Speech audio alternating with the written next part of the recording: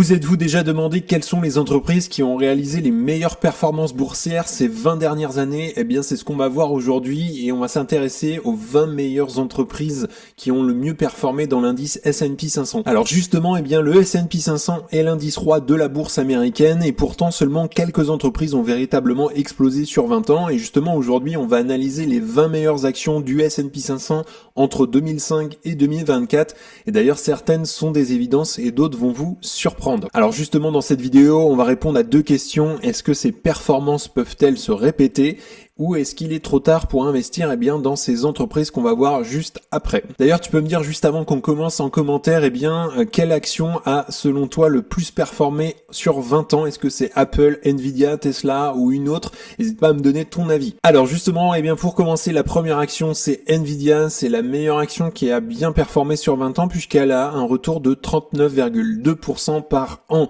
Donc en 2005, Nvidia était encore une entreprise spécialisée dans les cartes graphiques pour notamment les gamers. Et aujourd'hui, elle est le leader de l'intelligence artificielle, notamment des data centers ou encore du cloud computing. Et sa croissance est tout simplement phénoménale et sa performance s'est surtout faite ces dernières années. Alors notamment quelques facteurs de succès que j'ai relevés. On a l'explosion évidemment du gaming, mais on a surtout le boom de l'intelligence artificielle qui est intervenu il y a quelques années et une adoption aussi des GPU pour les data centers.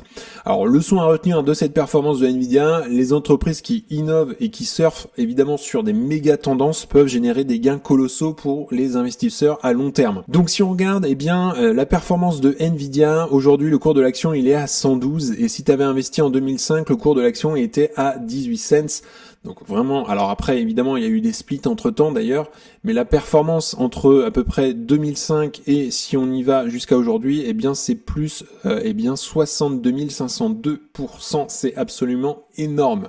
Alors on le voit très clairement que la performance s'est faite à partir à peu près de 2022-2023 et là on a une énorme performance ici. Mais ce qui fait la différence, c'est vraiment le long terme. Deuxième action qui a énormément performé dans l'indice, c'est Netflix avec plus 36,5% par an de retour sur investissement. Et il faut savoir que Netflix a totalement bouleversé l'industrie du divertissement. D'un simple service de location de DVD, l'entreprise est en fait devenue la référence mondiale du streaming. Alors quelques facteurs de succès que j'ai relevés notamment, l'innovation technologique, le streaming ça a quelques années, des contenus originaux aussi qui fidélisent, on a l'expansion internationale aussi qui a joué évidemment dans la croissance de Netflix. Alors quelques leçons à retenir, les entreprises capables d'anticiper et aussi de mener un changement technologique peuvent générer des rendements exceptionnels sur le long terme. Alors si on regarde le cours maintenant de Netflix qui a quand même fait un retour vraiment très important de 36,5% par an depuis 2005, on le voit, il y a eu une belle performance, mais surtout ici on a eu une descente un peu aux enfers. Entre 2021 et on a eu à peu près jusqu'au 1er juillet 2022, on est passé de 690 à peu près dollars l'action en novembre 2021 et à peu près en juin 2022, on était autour des 175 dollars l'action. Donc là, c'était la descente aux enfers, personne n'y croyait dans Netflix et ensuite on a eu la remontada jusqu'à aujourd'hui, on est quand même à plus de à peu près 890 dollars l'action. Donc voilà, globalement, la personne qui a investi en 2005, le cours de l'action était à peu près à 1 dollar et si on regarde la performance jusqu'à aujourd'hui, on est à plus 54 906% de retour sur investissement. C'est vraiment colossal. Alors bien joué d'ailleurs à ceux qui sont rentrés ici où plus personne n'y croyait dans l'entreprise, c'est les meilleures opportunités à ce moment-là où le cours de l'action était autour des 180 dollars. Donc voilà un petit peu pour la performance de Netflix. Troisième action dans le palmarès, c'est Apple, évidemment, action méga connue, qui, elle, a fait un retour, de plus 32% par an, sur, tes investissements. Donc, si je devais résumer Apple en un mot, révolutionnaire puisque l'iPhone a tout changé. D'ailleurs, à partir de 2007, Apple est devenu bien plus qu'un fabricant d'ordinateurs. C'est une machine à cash grâce à son écosystème qui est fermé. On le sait, une fois qu'on rentre dans Apple, on finit par acheter tous les services et évidemment les produits. Alors, quelques facteurs de succès, notamment la domination du marché des smartphones. On le sait, l'iPhone est vraiment mondialement connu et vendu aussi. Et puis on a une hausse des revenus notamment grâce aux services ces derniers mois, ces dernières années avec l'Apple Store, Apple Music, etc., le cloud. Et puis on a un effet écosystème et aussi qui fidélise les clients. Alors une leçon à retenir sur Apple, c'est que investir dans une entreprise qui transforme un secteur entier peut être extrêmement rentable à long terme. Et évidemment, il faut analyser le business, mais Apple, c'est vraiment un écosystème fermé, et justement, là, ils ont un avantage concurrentiel là-dessus, et en termes d'innovation également. Alors maintenant, si on regarde bien le cours de l'action Apple, aujourd'hui, Apple est coté à 239 $, et l'action a une belle performance, globalement. Et si on avait investi à peu près donc en 2005, on a fait quand même un plus 16 855% sur ton investissement, donc c'est quand même énorme. Et si on zoome à peu près là sur une performance 5 ans, l'action fait un peu de surplace. Quand on regarde le chiffre d'affaires d'Apple, il a tendance à stagner depuis à peu près 3 ans. Donc on pourrait attendre peut-être une correction pour entrer sur l'entreprise. Quatrième action de ce palmarès, eh bien c'est Booking. Booking qui est l'un des plus grands gagnants du boom du tourisme en ligne. Et elle a fait plus 30,7% par an en 20 ans. Donc c'est énorme aussi. Booking, ça a vraiment révolutionné la réservation d'hôtels, notamment en supprimant les intermédiaires et en offrant une plateforme ultra optimisée. Alors les facteurs de ce succès, c'est notamment un effet de réseau et aussi une forte fidélisation. On a toujours ça, d'ailleurs, si on remarque d'ailleurs avec les 3 autres entreprises que j'ai montrées avant, un modèle qui est basé sur les commissions, on a peu de coûts fixes et une domination mondiale aussi du marché avec des réservations en ligne. Alors leçon à retenir notamment sur Booking, eh bien les plateformes digitales qui contrôlent un marché entier peuvent devenir des géants boursiers. Et si on regarde la performance de Booking depuis 2005 à peu près, c'est pareil, on a une belle explosion de la courbe. On a eu un petit peu de correction d'ailleurs à peu près en 2020. Alors justement, forcément avec le Covid, on a eu un ralentissement ici à ce moment-là. Et on a eu une année mauvaise si on regarde le chiffre d'affaires. Et bien si on regarde depuis 2005, c'est une entreprise qui a fait plus 20 227% sur ton investissement. Donc c'est vraiment très important. Alors aujourd'hui, le cours de l'action, il est à 4 673 $, ce qui peut paraître quand même important pour une action. Et puis pour terminer ce palmarès, la 5e action, eh bien c'est Monster, puisqu'elle a fait plus 28% par an en 20 ans. Et qui aurait cru qu'une simple boisson énergisante pourrait générer une telle fortune? C'est quand même assez incroyable, plus 28% par an. Monster a explosé grâce à une stratégie marketing qui est agressive et une expansion mondiale forcément. Donc facteur de succès de Monster, c'est notamment une marque forte et un marketing qui est assez viral, une expansion internationale toujours bien évidemment, et on a aussi un marché qui est en pleine croissance. Alors une leçon à retenir de notamment cette entreprise Monster, c'est même des entreprises de consommation peuvent offrir aussi des rendements extraordinaires si elles dominent évidemment leur marché. Il faut faire évidemment attention à la concurrence. Alors si on regarde justement la performance de Monster qui rapporte 28% par an depuis 2005, donc Monster aujourd'hui le cours de l'action il est à 55 $, et donc si on se place à peu près en 2005, c'est une entreprise qui a fait un plus 14 000% à peu près sur ton investissement. Donc c'est vraiment important. Et donc aujourd'hui, on voit très clairement que l'action continue de monter. Alors si on regarde sur 5 ans, elle a tendance un petit peu à faire du surplace autour des 50 $ depuis 2022.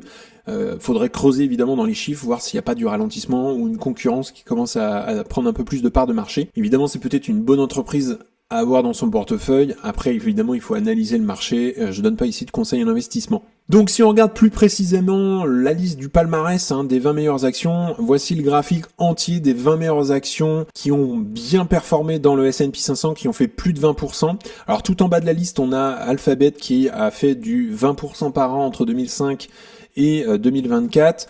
Ensuite, voilà, on a Domino's Pizza d'ailleurs qui est un nouvel investissement de Warren Buffett. Alors évidemment, il y a d'autres entreprises que je ne connais pas précisément dans le palmarès, donc il faudrait peut-être creuser sur le business. On a Amazon qui a fait un plus 25% par an sur 20 ans. On a Monster du coup que j'ai présenté juste avant. Voilà, donc on a Texas Pacific également qui a fait plus 28% par an. Donc voilà, là on a la liste complète. Alors il faut savoir qu'au cours des 2 dernières décennies, les investisseurs ayant investi dans l'indice S&P 500, donc qui regroupe les 500 plus grandes entreprises du marché américain, eux ont eu une croissance de 10,4% par an de 2005 à 2024. Donc ce qui est pas mauvais du tout, franchement 10% par an c'est appréciable, mais évidemment si on va chercher dans les 20 meilleures actions, elles sont ici. Alors si on regarde les grandes tendances derrière ces performances, le premier point que j'ai noté, c'est évidemment, on retrouve souvent l'innovation et aussi la disruption, notamment Nvidia avec l'IA, les data centers. Si on regarde chez Apple, on a les smartphones et les services qui explosent tout. On a Netflix qui est le leader dans le streaming, même si la concurrence est arrivée après. On a un effet de réseau également, deuxième point, et aussi un écosystème, on l'a vu à chaque fois. Apple, il verrouille les utilisateurs, Booking, il domine sur les réservations, et puis Amazon, eux, ils contrôlent l'e-commerce. Et puis troisième point que j'ai noté, c'est la croissance internationale, on le retrouve à chaque fois. On a Monster qui est évidemment présent sur tout le terrain mondial, et puis on a Tesla aussi qui a explosé ces dernières années, on a des ventes également mondiales. Donc conclusion en fait, les entreprises qui innovent, qui construisent des écosystèmes solides et aussi qui s'internationalisent, eh bien, ont un avantage énorme et ça paye évidemment sur le long terme, c'est ce qu'on en tire ici. Alors maintenant, la question qui peut se poser, est-ce que la concentration du S&P 500 qu'on a aujourd'hui est un danger ? Je t'ai mis un autre graphique qu'on peut voir d'ailleurs à partir de 1880 jusqu'à 2024, donc à chaque fois il y a un espace de à peu près 10 ans qui sépare, et globalement, les 10 meilleures actions du S&P 500, si on prend le top 10, représentent globalement à peu près entre 20% et 28% au plus haut qu'on a eu d'ailleurs en 1960, c'était 28% du S&P 500, le top 10. Et globalement, après, on avait un petit peu diminué. D'ailleurs, dans les années 2000, le top 10 représentait 20% de l'indice. Et là, on a atteint un jamais vu, puisqu'en 2024, les 10 meilleures actions du S&P 500 représentent 38%, ce qui est quand même énorme. Et ça pourrait évidemment influencer les 20 prochaines années. Et ça, il faut faire super attention. D'ailleurs, j'ai chopé un petit texte de l'article. Alors il est en anglais, mais globalement il faut savoir que à début de l'année 2025, les 10 meilleures actions du S&P 500 sont Apple, Microsoft, Nvidia, Amazon, Alphabet, Meta, Tesla et Broadcom. Donc aujourd'hui, c'est elles qui représentent 38%. Alors évidemment, est-ce que c'est un danger maintenant ? Alors évidemment, c'est quelque chose à prendre en compte quand même, puisqu'en 2023, cette entreprise, c'est 30% du S&P 500. Aujourd'hui, on a 38% pour les 10 meilleures entreprises du S&P. En 2000, c'était seulement 16%, et en 1980, aucune entreprise ne dominait autant. Alors pourquoi c'est risqué ? J'ai relevé notamment, si ces entreprises chutent, évidemment, eh bien tout l'indice va plonger. Il y a moins de diversification forcément, il y a plus de volatilité, et puis un S&P 500 devient trop dépendant aussi à la tech. Alors imaginez notamment le Nasdaq qui est encore plus exposé à ça, mais évidemment si la tech chute, le S&P 500 va beaucoup plus corriger, et forcément on a aussi beaucoup plus de volatilité aujourd'hui sur le S&P 500 qui a peut-être 10, 15, 20 ans, étant donné que la tech représente beaucoup plus dans l'indice. Alors qu'est-ce qu'on doit retenir ensemble de cette vidéo notamment ? Eh bien si on doit retenir une leçon de tout ça, c'est que le long terme récompense ceux qui restent investis, et ça je le répète X fois dans mes vidéos, Monster, Apple, Nvidia, etc. Ces entreprises ont explosé, mais personne ne savait laquelle allait dominer, d'où l'intérêt de diversifier évidemment ces investissements. Alors évidemment, les meilleures actions du S&P 500 ont explosé grâce à l'innovation, et on l'a vu juste avant, les autres paramètres également, mais aujourd'hui il faut savoir quand même que le marché est ultra concentré, puisque le top 10 c'est 38% de l'indice.